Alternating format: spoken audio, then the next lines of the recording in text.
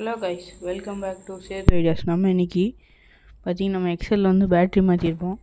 அந்த battery fault ஆகிட்டு, அதனால் நம்ம இப்போ புது பேட்ரி மாற்றிருக்கோம். அது எப்படின்னு பார்க்க போகிறோம். நம்ம இந்த பேட்ரி தான் எக்ஸலில் இருந்தது, இதுதான் ஃபால்ட் ஆகிட்டு. இப்போ வண்டியில் பார்க்கலாம்.